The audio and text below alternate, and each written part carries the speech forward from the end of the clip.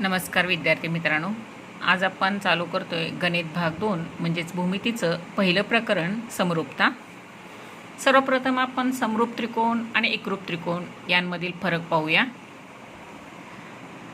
या अगोदरही मी तुम्हाला सांगितलेले आहे समरूप त्रिकोण आणि एकरूप त्रिकोण या दोघांमध्ये काय फरक आहे। समरूप त्रिकोण म्हणजेच त्याच्यासारखा असणारा, म्हणजे त्याच्यापेक्षा लहान किंवा त्याच्यापेक्षा मोठा असू शकतो, त्याच्यासारखा परंतु त्याच्या बाजूंचं प्रमाण वेगवेगळं असतं। यापूर्वी मी तुम्हाला सांगितलेलं आहे समरूप म्हणजे तुम्ही आणि फोटोतले तुम्ही, आणि एकरूप त्रिकोण म्हणजे जे दोन त्रिकोण एकमेकांवर तंतोतंत जुळतात त्या त्रिकोणांना एकरूप त्रिकोण म्हणतात। समरूप त्रिकोण आणि एकरूप त्रिकोण यांमध्ये साम्य काय आहे तर समरूप त्रिकोणाचाही प्रत्येक कोन हा दुसऱ्या समरूप त्रिकोणाच्या कोनाच्या मापाइतका असतो। जसं की इथं कोन ए चं माप y आहे तर त्याच्याशी संगत पी कोनाचं माप पण y आहे। तसंच कोन बी चं माप x आहे तर कोन क्यू चं माप पण xच आहे, आणि कोन सी चं माप z अंश असेल तर कोन r हा त्याच्याशी संगत जो कोन आहे त्याचं पण माप z अंश। इथे x y z हे ठराविक अंक दर्शवतात, म्हणजे हे चल म्हणून वापरलेले आहे। आता आपण बाजूंविषयी बघूया। आता मी इथे समरूप त्रिकोणाची बाजू AB 8 घेतलेली आहे, तर त्याच्याशी संगत जो त्रिकोण आहे त्याची संगत बाजू PQ ही 4 घेतलेली आहे। म्हणजेच आता आपण इथं AB छेद PQ असं केलं तर 8/4 म्हणजेच 2/1 हे गुणोत्तर आपल्याला मिळते। तसंच BC छेद QR यामध्ये BC मी 6 घेतलेला आहे आणि QR 3 आहे, म्हणजेच BC 6 असेल आणि QR 3 असेल तर याचंही गुणोत्तर येणार 2/1। तसंच AC इथे आकृतीमध्ये 10 आहे आणि PR आहे 5, तर AC छेद PR केलं तर 10/5 म्हणजेच इथं सुद्धा गुणोत्तर येणार 2/1। हे गुणोत्तर असे आलेत पहा मुलांनो, 4 एके 4, 4 दुने 8, इथं पण 3 एके 3, 3 दुने 6, इथं 5 एके 5, 5 दुने 10। आता तुम्हाला 1 2 3 यावरून काय लक्षात येतंय तर या समरूप त्रिकोणांच्या प्रत्येक बाजूंच्या गुणोत्तर ही कशी आहेत, समान आहेत। म्हणजे यावरून आपण काय लिहू शकतो तर ही 3 गुणोत्तर म्हणजेच AB छेद PQ बरोबर BC छेद QR बरोबर AC छेद PR, म्हणजेच या तिन्ही संगत बाजूंची गुणोत्तर कशी आहेत, समान आहेत। आणि म्हणून हे दोन त्रिकोण म्हणजेच त्रिकोण ABC आणि त्रिकोण PQR हे एकमेकांशी समरूप आहेत। हे समरूपतेचं चिन्ह आहे। तुम्हाला यापूर्वी झालेलंच आहे की एकरूपतेचं चिन्ह असेल तर त्या ठिकाणी त्या समरूपतेच्या चिन्हाखाली आपण बरोबरचं चिन्ह लिहितो। आता आपण एकरूप त्रिकोणांच्या बाजू पाहूया। एकरूप त्रिकोणांच्या बाजू मी इथे ठराविक खुणाने दाखवले, जसं की आपल्या भूमितीच्या आकृत्यांमध्ये असतं की इथं ही सिंगल टिक आहे। याचा अर्थ काय, बाजू LM आणि इकडची बाजू XY ह्या कशा आहेत, एकरूप। इथं एकरूपतेचं चिन्ह आहे पहा। तसंच बाजू MN आणि बाजू YZ या सुद्धा कशा आहेत, एकरूप आहेत। तसंच बाजू LN आणि बाजू XZ या सुद्धा कशा आहेत, एकरूप आहेत। आणि म्हणून त्रिकोण LMN हा त्रिकोण XYZ बरोबर कसा आहे, एकरूप आहे।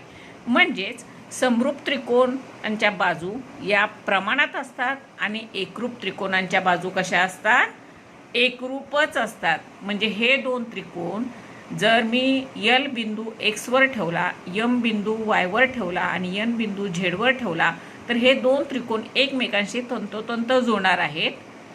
परंतु इथं समरूप त्रिकोणांमध्ये तसं नाही आहे, हे तंतोतंत जुळणार नाही, ते एकमेकांसारखे आहेत, म्हणजे ते समरूप त्रिकोण आहेत।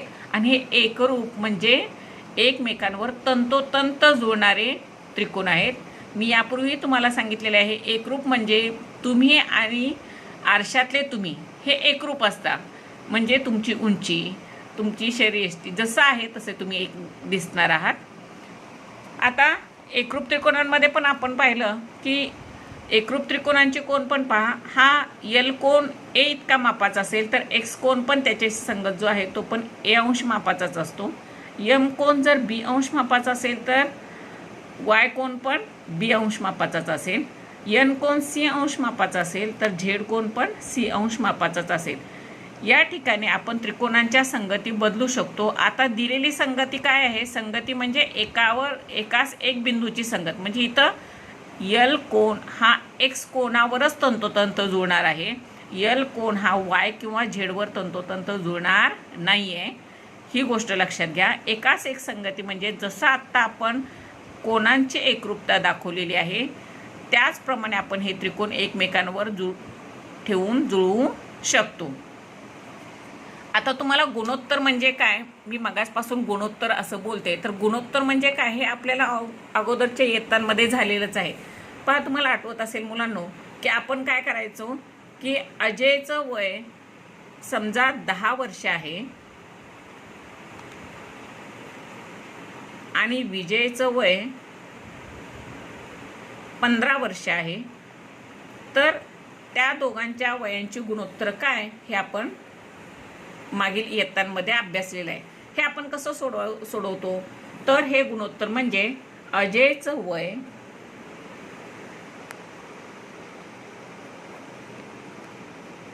भागिले विजयचे वय.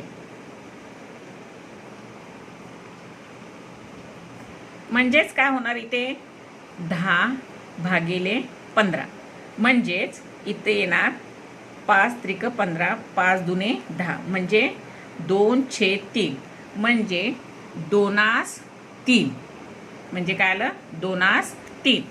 हे जे अंश आणि छेद रूपात आपण वयांची तुलना केलेली आहे यालाच गुणोत्तर असं म्हणतात. म्हणजेच दोन समान राशींची जेव्हा तुलना केली जाते अंश आणि या छेद या रूपात, तेव्हा त्या येणाऱ्या अपूर्णांकाला आपण गुणोत्तर असं म्हणतो. हे गुणोत्तर आपण असं प्रमाणात पण लिहू शकतो, जसं आता मी लिहिले 2/3. हे काय झालं त्याचं प्रमाण, म्हणजे अजयचं वय दुप्पट आहे एखाद्या संख्येच्या, तर त्याच संख्येच्या विजयचं वय हे तिप्पट आहे. आता समजा मी आणखी एक गुणोत्तराची तुलना केली की ए या व्यक्तीचं वय समजा 20 आहे आणि बी या व्यक्तीचं वय 30 आहे, तर या दोघांच्या वयांची गुणोत्तर किती? तर मी आता केलं त्याचप्रमाणे A/B केलं तर काय होणार 20 भागिले 30. म्हणजेच इथं सुद्धा काय येणार बघा 10 त्रिक 30, 10 दुने 20 म्हणजे काय आलं 2/3. आता इथं तुम्हाला दोन्ही वयांच्या गुणोत्तरामध्ये एक गोष्ट लक्षात आली का की इथं पण गुणोत्तर 2/3 आले, हे पण 2/3च आहे. याचाच अर्थ काय होतो की अजय आणि विजयच्या वयाचं गुणोत्तर हे ए आणि बी यांच्या वयांच्या गुणोत्तरा इतकंच आहे. म्हणजेच अजय आणि विजयचं वय ज्या पटीत बदलते त्याच पटीत ए आणि बीचं वय सुद्धा बदलत आहे. आणि ही दोन गुणोत्तर समान आहेत. म्हणजे जर समजा मी A/B चं गुणोत्तर बरोबर अजयचे वय भागिले विजयचे वय असं लिहिलं तर ही दोन गुणोत्तर म्हणजे A/B हे जे गुणोत्तर आलं 2/3 आणि अजय आणि विजयच्या वयाचं जे गुणोत्तर आलं 2/3 हे दोन्ही समान आहेत. म्हणून हे आपण बरोबर चिन्हाने दाखवू शकतो. आणि असं जर दोन गुणोत्तर बरोबर चिन्हाने दाखवली तर ही गुणोत्तर प्रमाणात आहेत असं आपण म्हणू शकतो. विद्यार्थी मित्रांनो, तुम्हाला ही गोष्ट लक्षातच आली असेल की आपण वयांचं गुणोत्तर किंवा ठराविक राशींची जी गुणोत्तर आहेत ती काढू शकतो. जसं की दोन मुलांच्या उंचीचं गुणोत्तर, दोघांकडे असणाऱ्या पैशांचं गुणोत्तर. म्हणजेच काय गुणोत्तरामध्ये तुलना करताना आपल्याला धनवास्तव संख्या यांची आवश्यकता आहे. आता या गुणोत्तर आपण का बघितलं तर मी आत्ताच तुम्हाला सांगितलं होतं की समरूप त्रिकोणांच्या बाजूंची गुणोत्तर घेतली. बघा आता आपण प्रत्येक बाजूचं गुणोत्तर घेतलं आणि ते सर्व समान आहेत म्हणून आपण ती बरोबर चिन्हाने लिहिली. म्हणजेच ही या सर्व बाजू कशा आहेत, प्रमाणात आहेत. आत्ताच मी तुम्हाला वरती सांगितलं की जर ही दोन गुणोत्तर समान असतील तर ही चारही संख्या कशा असतात, प्रमाणात असतात. तसंच आता आपण म्हणू शकतो की प्रत्येक गुणोत्तर समान आहेत, म्हणजेच या त्रिकोणाच्या संगत बाजू ज्या आहेत दोन्ही त्रिकोणांच्या त्या कशा आहेत, प्रमाणात आहेत. म्हणजेच समरूप त्रिकोणांच्या संगत बाजूंची गुणोत्तरे कशी असतात, प्रमाणात असतात. समरूप त्रिकोणांच्या बाजूंची गुणोत्तरं कशी असतात, प्रमाणात असतात, म्हणजेच बरोबर असतात. आणि म्हणून आपण ते दोन त्रिकोण समरूप आहे असं म्हणू शकतो. ठीक आहे मुलांनो, आता आपण पहिल्या गुणधर्माकडे वळूया. पहिला गुणधर्म आहे की दोन त्रिकोणांच्या क्षेत्रफळांचे गुणोत्तर. तुम्हाला आत्ता लक्षातच आलं असेल की आत्ता आपण आपल्या अभ्यासाकडे वळतोय. दोन त्रिकोणांच्या क्षेत्रफळांचं गुणोत्तर आता आपल्याला इथं काढायचं. गुणोत्तर म्हणजे तुम्हाला समजलंच असेल. आता या ठिकाणी त्रिकोणाच्या क्षेत्रफळांचं गुणोत्तर आपण कसं काय काढू शकतो, कारण कोणत्याही आकृतीच्या क्षेत्रफळ हे धनवास्तव संख्याच असते आणि धनवास्तव संख्या कोणत्याही दोन समान धनवास्तव संख्यांचं गुणोत्तर आपण काढू शकतो. क्षेत्रफळ ही दोन्ही त्रिकोणांची आहेत, म्हणजे दोन्ही त्रिकोणांचा आपण क्षेत्रफळांचाच विचार करतोय, त्यामुळे ते गुणोत्तर आपण काढू शकतो. आता इथे पहा, तुम्हाला माहितीच आहे त्रिकोणाच्या क्षेत्रफळाचं सूत्र काय आहे, तर त्रिकोणाचे क्षेत्रफळ बरोबर 1/2 गुणिले पाया गुणिले उंची. आता मी इथं पहिला जो त्रिकोण आहे या त्रिकोणामध्ये तुम्हाला दिसतंय त्रिकोण ABC मध्ये इथं मी BC पाया दाखवलाय आणि त्याच्याशी संगत उंची जी आहे ती AD. उंची कशाला म्हणायची, तर एखाद्या शिरोबिंदूतून समोरच्या बाजूवर टाकलेला लंब म्हणजेच त्या त्रिकोणाची काय असते, उंची. या ठिकाणी आपण समजा AC पाया घेतला असता तर मला B बिंदूमधून AC वर लंब टाकावा लागला असता उंची घेण्यासाठी, किंवा जर मी AB पाया घेतला असता तर C शिरोबिंदूतून मला AB वर लंब टाकावा लागला असता त्रिकोणाची उंची घेण्यासाठी. म्हणजेच या त्रिकोणाला तिन्ही बाजू आपण पाया म्हणून घेऊ शकतो आणि तिन्ही बाजूंवर आपण समोरील शिरोबिंदूतून लंब टाकून ती संगत उंची त्या पायाची घेऊ शकतो. आता आपला संगत पाया आहे BC आणि त्याची समोरील शिरोबिंदूतून टाकलेला लंब जो आहे तो AD ही त्याची काय झाली, उंची झाली. आता आपण त्रिकोणाचं क्षेत्रफळ थोडक्यात असं लिहितो पहा, एरिया ऑफ ट्रायंगल ABC बरोबर. आता काय होणार सांगा, 1/2 गुणिले पाया कोण आहे BC गुणिले उंची काय आहे AD. इथं काय झालं बघा, एरिया ऑफ त्रिकोण ABC बरोबर 1/2 गुणिले पाया BC आणि उंची आहे AD. तसंच दुसऱ्या त्रिकोणाच्या बाबतीत एरिया ऑफ ट्रायंगल PQR बरोबर 1/2 गुणिले याचा संगत पाया आता काय ना QR. पाया कोण आहे QR आणि समोरील शिरोबिंदूतून टाकलेला लंब म्हणजे उंची काय आहे PS, उंची PS. आता या दोन त्रिकोणांच्या क्षेत्रफळांचं काय घ्यायचं आपल्याला, गुणोत्तर. तर हे गुणोत्तर घेऊया आपण. अंशाला आपण एरिया ऑफ ट्रायंगल ABC लिहूया आणि छेदाला एरिया ऑफ ट्रायंगल PQR लिहूया. मग काय होईल बघा, वरती होईल 1/2 गुणिले BC गुणिले AD. हा त्रिकोण ABCचं क्षेत्रफळ आहे आणि त्याच्या खाली भागाकारात काय येणार मग, त्रिकोण PQRचं क्षेत्रफळ 1/2 गुणिले याचा पाया QR गुणिले त्याची उंची काय आहे PS. आता तुमच्या लक्षात आले की तर 1/2 आणि 1/2 हे दोघांमध्ये समान आहे, ते भागाकारामध्ये निघून जाईल आणि मग राहील काय BC गुणिले AD छेद QR गुणिले PS. हे कोणतं गुणोत्तर आलं, एरिया ऑफ त्रिकोण ABC भागिले एरिया ऑफ त्रिकोण PQR. आता पहिल्यापासून बघा मी काय केलं, पहिल्यांदा त्रिकोणाचे क्षेत्रफळ 1/2 गुणिले पाया गुणिले उंची. मग त्रिकोण ABCचं क्षेत्रफळ बरोबर 1/2 आणि ABCचा पाया BC आणि उंची गुणिले काय केली AD. तसंच त्रिकोण PQRचं क्षेत्रफळ बरोबर 1/2 गुणिले याचा पाया काय आहे QR आणि त्याची उंची काय आहे PS, QR गुणिले PS. आता मी दोन त्रिकोणांच्या क्षेत्रफळांचं गुणोत्तर घेतलं म्हणजे एरिया ऑफ त्रिकोण ABC भागिले एरिया ऑफ त्रिकोण PQR. तर काय येणार, एरिया ऑफ त्रिकोण ABC किती आहे 1/2 गुणिले BC गुणिले AD आणि एरिया ऑफ त्रिकोण PQR काय 1/2 गुणिले QR गुणिले PS.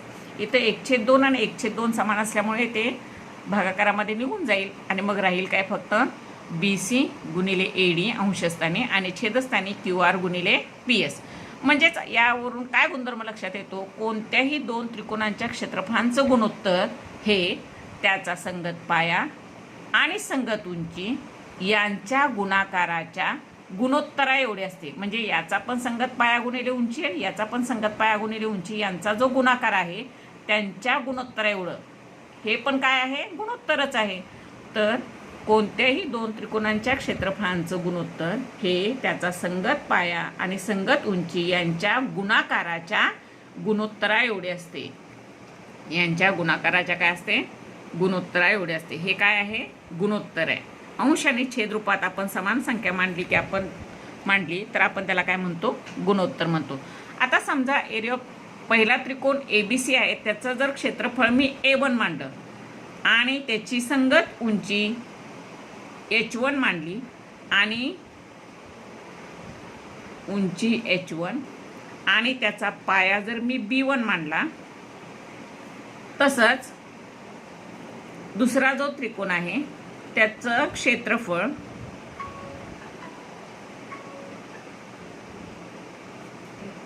दुसऱ्या त्रिकोणाचं क्षेत्रफळ म्हणजेच PQRचं जर समजा क्षेत्रफळ मी A2 मांडलं, त्याची संगत उंची H2 मांडली आणि पाया जर B2 मांडला, तर आपण वरील सूत्र कसं लिहू शकतो पहा. पहिल्या त्रिकोणाचं क्षेत्रफळ भागिले दुसऱ्या त्रिकोणाचं क्षेत्रफळ बरोबर याचा संगत पाया गुणिले उंची म्हणजे काय ना पाया B1 गुणिले पहिल्याची उंची H1 आणि दुसऱ्याचा पाया काय आहे B2 बेस आणि हाईट काय आहे याची H2 उंची हाईट H2. म्हणजे आपलं थोडक्यात सूत्र आपल्याला काय मिळालं बघा, A1/A2 बरोबर B1 गुणिले H1 भागिले B2 गुणिले H2. म्हणजेच दोन त्रिकोणांच्या क्षेत्रफळांचं गुणोत्तर हे त्यांचा संगत पाया आणि संगत उंची यांच्या गुणाकाराच्या गुणोत्तरा इतके असते. आपण इथे गुणधर्म लिहूया तो दोन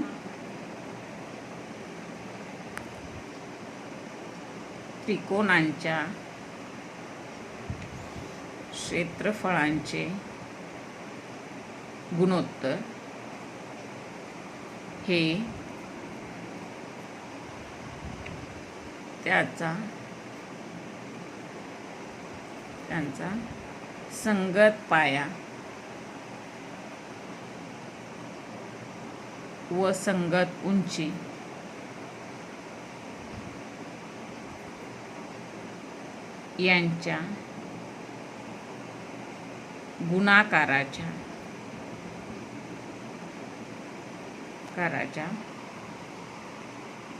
गुणाकाराच्या गुणोत्तरा इतकी असते. गुणोत्तरा इतकी असते. पहा मी पुन्हा सांगते हा गुणधर्म. दोन त्रिकोणांच्या क्षेत्रफळांचे गुणोत्तर हे त्यांच्या संगत पाया व संगत उंची यांच्या गुणाकाराच्या गुणोत्तरा इतके असते.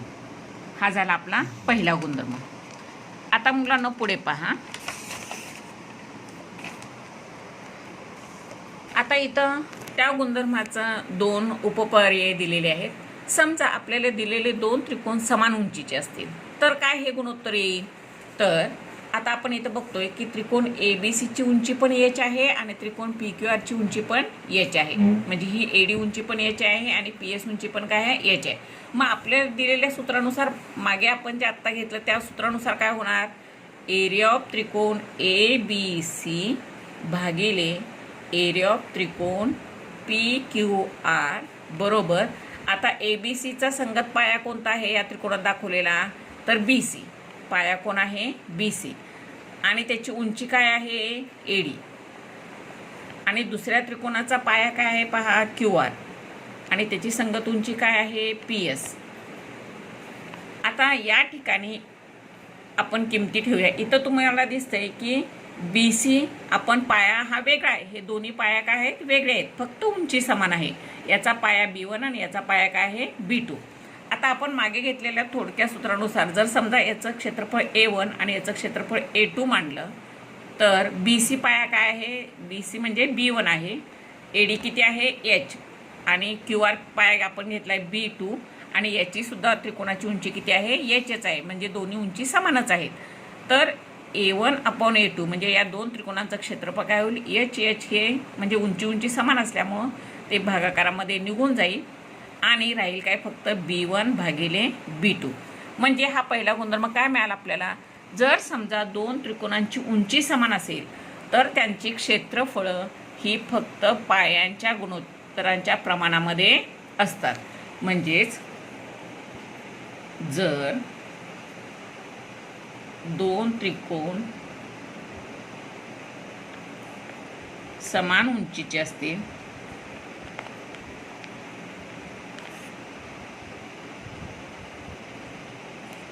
तर त्यांच्या क्षेत्रफळांचे गुणोत्तर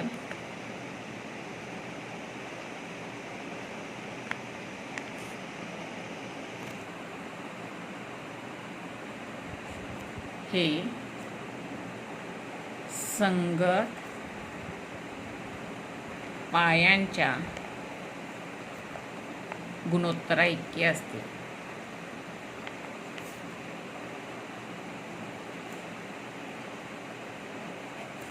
म्हणजे आता तुम्हाला लक्षातच आलं असेल, जर उंची समान असेल तर ती निघून जाईल. मग राहिलं काय तर फक्त याचा पाया भागिले दुसऱ्या त्रिकोणाचा पाया, पहिल्या त्रिकोणाचा पाया भागिले दुसऱ्या त्रिकोणाचा पाया.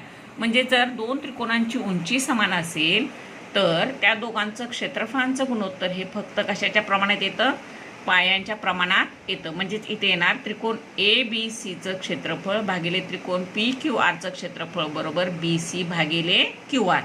काय येणार फक्त त्याचं गुणोत्तर काय येणार इथे एरिया ऑफ त्रिकोण ABC भागिले एरिया ऑफ त्रिकोण PQR. काय येणार आहे इथे याचा पाया BC आणि याचा पाया काय येणार आहे QR. आणि पुढे तुम्ही कारण लिहिणार आहात की या त्रिकोणांची उंची कशी आहे समान उंचीचे त्रिकोण.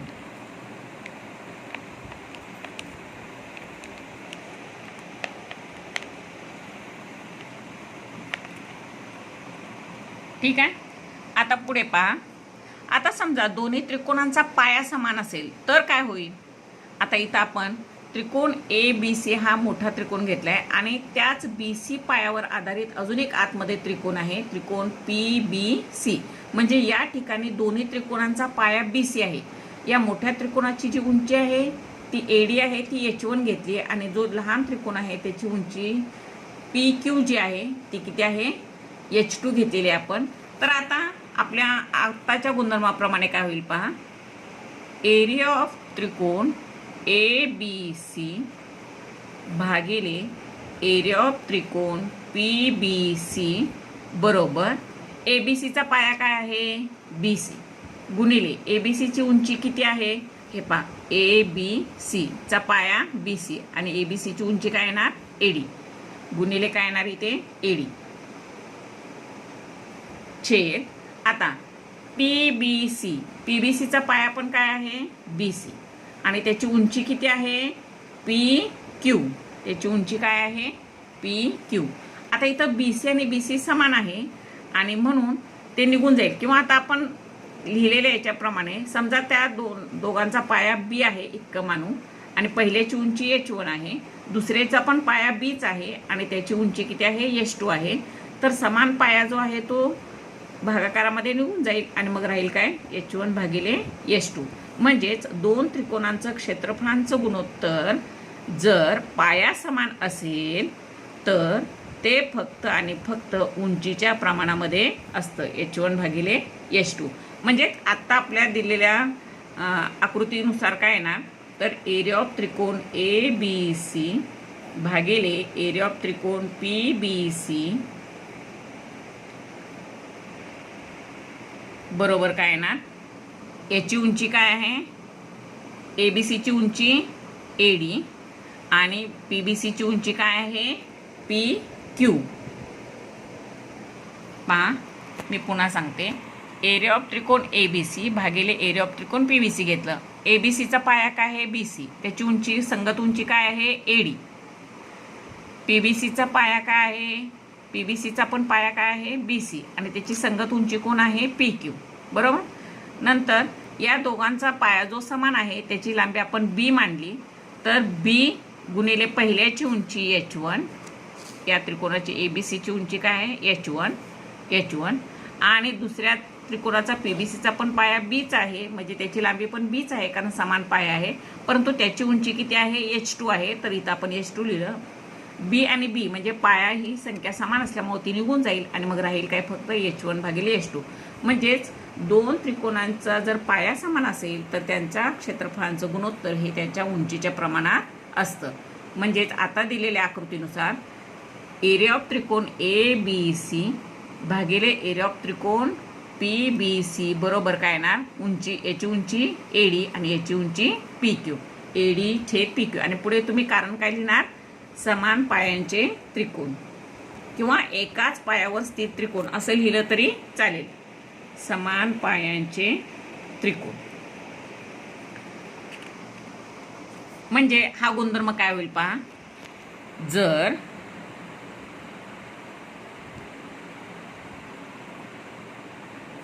दोन त्रिकोणांचा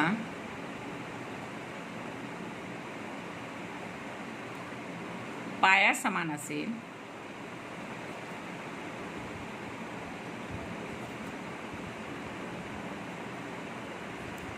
तर त्यांच्या क्षेत्रफळांचे गुणोत्तर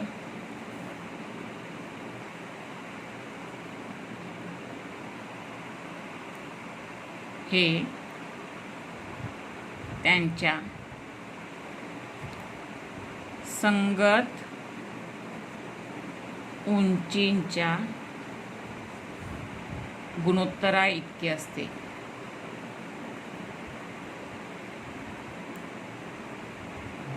आता इथं मी संगत हा शब्द वापरलाय. संगत याचा अर्थ काय, तर ABCची संगत उंची AD आहे आणि PBCची संगत म्हणजे त्या त्रिकोणाची संगत उंची PQ आहे.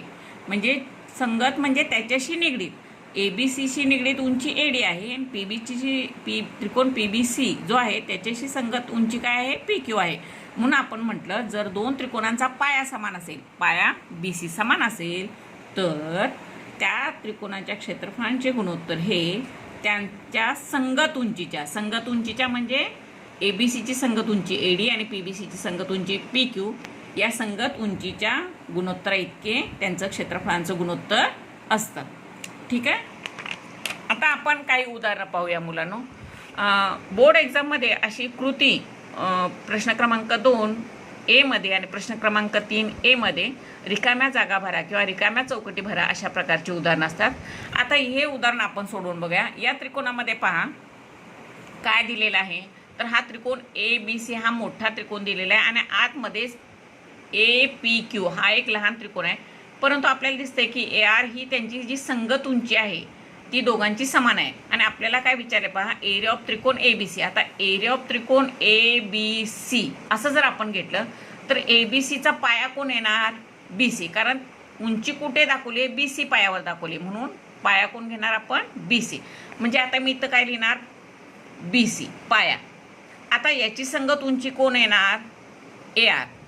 ABCची संगत उंची कोण येणार, AR, कारण ती BC पायावर आहे. तसंच आता त्रिकोण APQ छेदाला काय विचारले, त्रिकोण एरिया ऑफ त्रिकोण APQ. आता बघा एरिया ऑफ त्रिकोण APQ यामध्ये APQ मध्ये कोणत्या बाजूवर उंची दाखवली आहे, तर PQ या बाजूवर उंची दाखवलेली आहे. AR हे काय आहे, उंची आहे. लंबाची खूण याचा अर्थ काय असते, ती उंची असते. तर APQ मध्ये पाया कोण आहे, PQ. त्रिकोण APQ हा जो लहान त्रिकोण आहे याचा पाया कोण आहे, PQ, म्हणून इथं मी लिहिणार PQ. आणि ती याच्याशी संगत उंची सुद्धा कोण आहे, ARच आहे, कारण PQ वर लंब टाकलेला कुठे आहे, बिंदू R मध्येच आहे, म्हणून त्याची पण उंची काय येणार, AR.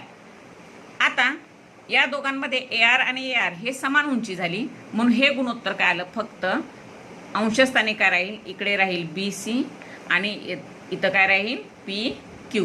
म्हणजे AR समान असल्यामुळे ते कॅन्सल होईल आणि उत्तर काय येईल तुमचं, फक्त BC/PQ. म्हणजे हे कोणत्या गुणधर्मावर आधारित आहे, जर दिलेल्या दोन त्रिकोणांची उंची समान असेल, इथं उंची समान आहे म्हणून त्यांच्या क्षेत्रफळांचं गुणोत्तर कोणत्या प्रमाणात आलं, पाया. कारण ABCचा पाया काय आहे, BC आणि APQचा पाया काय आहे, PQ. आता आपण दुसरं उदाहरण पाहूया. इथे पहा, अशी आकृती दिली आहे, त्रिकोण LMN आणि आतमध्ये त्रिकोण DMN. इथं तुम्हाला दिसतंय की MN दोघांमध्ये पण DMN MN वरच लंब आहे पहा, म्हणजे MN हा काय आहे, दोघांचा पाया. आता बघा LMN यामध्ये कोणत्या बाजूवर लंब आहे, तर MN या बाजूवर L बिंदूतून लंब टाकलाय, म्हणजे MN काय झाली, या त्रिकोणाचा पाया. मग मी इथं पाया लिहिते, MN काय आहे, पाया. आता गुणिले उंची. आता LMN याची उंची काय बघा, L बिंदूतून कुठे लंब टाकला, LP, ही काय झाली याची उंची, LP काय झाली उंची. तसंच आता त्याच्या खाली विचारलेत एरिया ऑफ त्रिकोण DMN. त्रिकोण DMN पाहिला तर या DMN मध्ये MN या बाजूवरच लंब आहे, म्हणजेच पाया कोण झाला, MNच झाला इथे पण. आणि त्याची संगत उंची कोण आहे बघा, तर D पासून Q मध्ये लंब टाकलाय, म्हणजे याची उंची काय झाली, DQ. पाया दोघांचाही MN आहे, परंतु मोठ्या त्रिकोणाची उंची LP आहे आणि लहान त्रिकोणाची उंची काय आहे, DQ आहे. आता पाया समान आहे MN, तो कॅन्सल होईल भागाकारामध्ये आणि राहील काय, फक्त गुणोत्तर LP/DQ. म्हणजे आता हे त्रिकोण समान पायांवर आधारित किंवा एकाच पायावर आधारित त्रिकोण आहेत, स्थिर त्रिकोण आहेत, आणि म्हणून त्यांचं गुणोत्तर जे आहे ते कोणाच्या प्रमाणात आलं, उंचीच्या प्रमाणात आलेलं आहे. अजून एक तिसरं उदाहरण आपण पाहूया मुलांनो. या ठिकाणी असं दिलंय पहा, बिंदू M हा रेख ABचा मध्यबिंदू आहे. M हा रेख ABचा काय दिला, मध्यबिंदू. मध्यबिंदू याचा अर्थ काय, जेवढं AM आहे तेवढाच MB असणार आहे, बरोबर. आणि रेख CM ही रेख त्रिकोण ABCची मध्यगा आहे. मध्यगा कशाला म्हणतात, तर जर समोरच्या बाजूच्या मध्यबिंदूतून जाणारी रेषा या शिरोबिंदूला जर जोडली गेली असेल तर या रेषेला आपण काय म्हणतो, मध्यगा. म्हणजे समोरील बाजूच्या मध्यबिंदूला जोडणाऱ्या रेषेला आपण त्या त्रिकोणाची काय म्हणतो, मध्यगा असे म्हणतो. आता इथं विचारणे एरिया ऑफ त्रिकोण AMC. पहा, एरिया ऑफ त्रिकोण AMC म्हणजे हा इकडचा त्रिकोण, या त्रिकोण आणि भागिले एरिया ऑफ त्रिकोण BMC भागिले एरिया ऑफ त्रिकोण BMC. आता या ठिकाणी तुम्हाला दिसते की उंची कुठेच दाखवली नाहीये, या दोन्ही त्रिकोणांची उंची दाखवलेली नाहीये. तर ही उंची मी अशी दाखवते पहा, इथून जर मी लंब टाकला C बिंदूतून,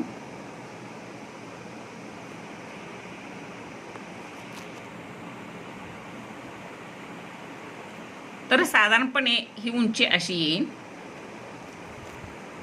परंतु तुम्हाला दिसतंय की AMC या त्रिकोणाची उंची इथे, समजा या बिंदूला मी D नाव दिलं तर CD हीच या त्रिकोणाची उंची आहे आणि त्रिकोण CMB किंवा BMC या त्रिकोण हा विशाल कोण त्रिकोण असल्यामुळे त्या त्रिकोणाची उंची ही त्रिकोणाच्या बाह्य भागात येते आणि त्याची सुद्धा उंची कोण येणार आहे, CD. कारण हे दोन्ही त्रिकोणांचा एकच सामायिक शिरोबिंदू आहे C आणि त्या दोघांचाही एकाच रेषेवर पाय स्थित आहे, म्हणून या दोन त्रिकोणांची उंची जरी दाखवली नसली तरी ती उंची किती आहे, दोघांची समान आहे.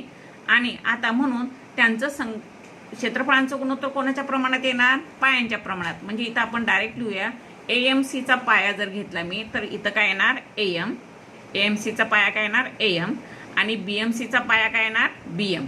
आणि समोर आपण लिहिणार आहोत की समान उंचीचे त्रिकोण, किंवा आपण समान उंचीचे त्रिकोण. आणखी एक गोष्ट लक्षात घ्या, पहा ही C बिंदू ह्या रेषेवर आहे आणि AB सुद्धा ह्या एकाच रेषेवर आहे. आता मला सांगा, इथून जर मी एक रेषा काढली सी बिंदूमधून, तर सी पासूनचं ए बीचं अंतर कुठेतरी बदलणार आहे का? नाही. म्हणजे सी पासून ए बीचं जे लंब टाकून आलेलं अंतर आहे, या चार रेषांमधलं जे अंतर आहे सर्व ठिकाणी समान. म्हणजेच या त्रिकोणाची उंची जेवढी असणार तेवढीच या त्रिकोणाची सुद्धा उंची असणार आहे. किंवा समान उंचीचे त्रिकोण, किंवा तुम्ही असंही म्हणू शकता एकाच पायावर स्थित म्हणजे स्थिरावलेले, एकाच पायावर स्थित व सामायिक शिरोबिंदू असलेले त्रिकोण. यांचा शिरोबिंदू कोण आहे? सामायिक आहे. त्यांचा शिरोबिंदू सामायिक कोण आहे? सी. सामायिक शिरोबिंदू असणारे त्रिकोण. पहा, मी पुन्हा तुम्हाला एकदा सांगते. या दोन त्रिकोणांमध्ये सी हा दोघाही त्रिकोणांमध्ये आलेला एक बिंदू आहे आणि या दोघांचा जो पाया आहे तो एकाच रेषेवर आहे. पहा, AMCचा पाया AM आणि BMCचा पाया BM आहे आणि हे दोन्ही पाया कसे आहेत? समान दिलेले आहेत. आता आपल्याला सध्या आपण एवढाच विचार करूया की या दोन्ही पाया एकाच रेषेवर स्थित आहेत आणि त्यांचा जो शिरोबिंदू आहे तो सामायिक शिरोबिंदू असल्यामुळं त्या दोघांची उंची कशी असणार आहे? समान असणार आहे. आणि आता इथं AM जितका आहे तेवढाच BM आहे. मग मी AM बद्दल BM लिहील किंवा BM बद्दल AM लिहूया. तर दोन्हीकडे मी जर AM भागिले AMच लिहिलं, कारण जेवढा AM आहे तेवढा BM आहे, कारण आपल्याला दिलंय की M हा त्याचा काय आहे? मध्यबिंदू. मध्यबिंदू म्हणजे जर समजा हा 8 सेंटीमीटरचा असेल तर हे पण 4 आणि हे पण 4 असणार आहे. म्हणजेच मी 4 भागिले 4. आता इथं आपण तुम्ही पुढे कारण लिहू शकता. कारण का? AM बरोबर काय आहे? BM आहे. AM बरोबर काय आहे? BM. हे पक्षामध्ये दिले की डायरेक्ट नाही दिलं, परंतु असं दिलंय की तो मध्यबिंदू आहे. मध्यबिंदू याचा अर्थ जेवढा AM आहे तेवढाच MB आहे. आता AM भागिले AM म्हणजे ह्याचं उत्तर किती राहणार आहे? फक्त 1. म्हणजेच या त्रिकोणांमध्ये पाया पण समान आहे आणि उंची पण समान आहे, म्हणून त्यांचं क्षेत्रफळांचं गुणोत्तर 1/1 एकाच 1 म्हणजे 1 आलेलं आहे. म्हणजेच या दोन्ही त्रिकोणांचं क्षेत्रफळ कसं असणार आहे? समान असणार आहे. 1/1 कधी येतं? तर 10/10, 20/20 असं असेल तर गुणोत्तर 1/1 येणार. म्हणजेच काय? दोन समान संख्यांचा भागाकार नेहमी 1/1 किंवा 1 असतो. मग समान संख्या म्हणजेच त्रिकोण AMC आणि त्रिकोण BMC या दोघांचाही पाया समान आहे आणि उंची समान आहे. त्यामुळे या दोघांचं क्षेत्रफळ कसं असणार आहे? समान असणार आहे. म्हणजे 1/1 असं असणार आहे. म्हणजे याचं क्षेत्रफळ 10 चौरस एकक असेल तर याचं पण 10 चौरस एकक असेल, असा त्याचा अर्थ होतो. पहा विद्यार्थी मित्रांनो, मी आज तुम्हाला समरूपता म्हणजे काय, एकरूपता म्हणजे काय, समरूप त्रिकोणांच्या बाजूंचं प्रमाण आणि एकरूप त्रिकोणांच्या बाजूंचं प्रमाण कसं असतं हे मी सांगितलेलं आहे. दोन्ही त्रिकोणांचे कोन नेहमी समान असतात हेही सांगितलेलं आहे. गुणोत्तर आपण कसं लिहितो तेही मी तुम्हाला सांगितलेलं आहे. त्याच पद्धतीनं आपण पहिल्यांदा जो गुणधर्म घेतला तो म्हणजे दोन त्रिकोणांच्या क्षेत्रफळांचं गुणोत्तर. आता हे गुणोत्तर हा शिकवण्याचा मागचा हेतू काय, तर दोन धनवास्तव संख्या असतील तर त्यांचा आपण भागाकारामध्ये तुलना करू शकतो, म्हणून आपण इथं त्रिकोणांच्या क्षेत्रफळांचं गुणोत्तर घेऊ शकतो. कारण कोणत्याही आकृतीचं क्षेत्रफळ हे नेहमी धनवास्तव संख्याच असते, म्हणजे क्षेत्रफळ अस्तित्वात असतं. धन म्हणजे पॉझिटिव्ह, वास्तव म्हणजे जी आहे वास्तव संख्या ती, म्हणजे 1 2 3 4 या वास्तव संख्या आहेत, म्हणजे याचं काहीतरी क्षेत्रफळ असणारच आहे. त्या दोन क्षेत्रफळांच्या गुणोत्तराचा गुणधर्म आपण घेतला आणि तो गुणधर्म काय आलाय, तर दोन त्रिकोणांच्या क्षेत्रफळांचं गुणोत्तर हे त्यांच्या संगत पाय आणि संगत उंची यांच्या गुणाकाराच्या गुणोत्तरा इतकं असतं. हे आपण पहिला गुणधर्म पाहिला. त्याचाच दुसरा उपप्रमेय आपण पाहिलं की जर या दोन त्रिकोणांची उंची समान असेल तर काय होईल, तर उंची समान असेल तर त्यांचं क्षेत्रफळ हे पायांच्या गुणोत्तरा इतकं असतं. हे आपण बघितलं. जर दोन त्रिकोणांची उंची समान असेल तर त्यांचं क्षेत्रफळांचं गुणोत्तर हे संगत पाया म्हणजे काय, तर त्रिकोण ABCचा पाया BC येणार आणि त्रिकोण PQRचा संगत पाया काय येणार, QR.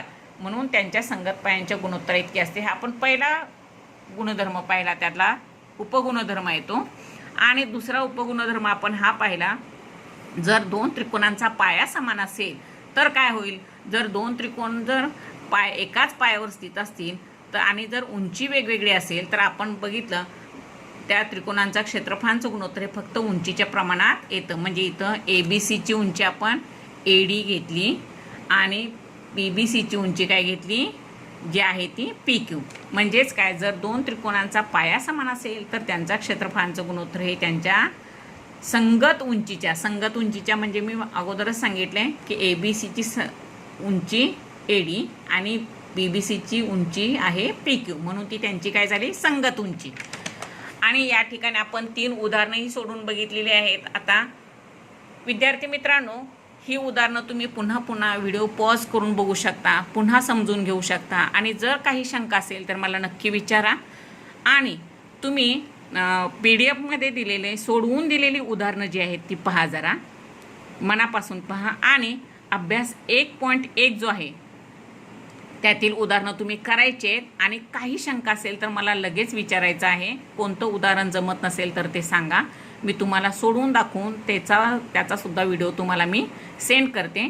तुम्ही आज एवढं समजून घ्या व्यवस्थित आणि उद्या उदाहरणं करून किंवा आज जेवढी जमतील तेवढी उदाहरणं करून मला रोज 1-2 उदाहरणं सोडवून दाखवली किंवा एकत्र झाल्यानंतर जरी तुम्ही मला सांगितली, जे येत नाही ते विचारा. आणि मग आपण पुढच्या लेक्चरला मी ती उदाहरणं तुम्हाला सर्व उदाहरणं सोडवून दाखवते. मग ती तुम्ही टॅली करून बघा की तुमची उदाहरणं कुठे चुकतायत किंवा कशी बरोबर आहेत ती. धन्यवाद विद्यार्थी मित्रांनो. मला अपेक्षा आहे की तुम्हाला हा भाग समजलेला असावा आणि तुम्ही सर्वजण घरी राहताय, स्वतःची काळजी घेताय, हेही मला अपेक्षित आहे. कुठेही बाहेर फिरू नका मुलांनो, सावध राहा, कारण तुम्ही सर्वजण मला प्रिय आहात. स्वतःची काळजी घ्या, स्वतःच्या कुटुंबियांची काळजी घ्या मुलांनो. धन्यवाद.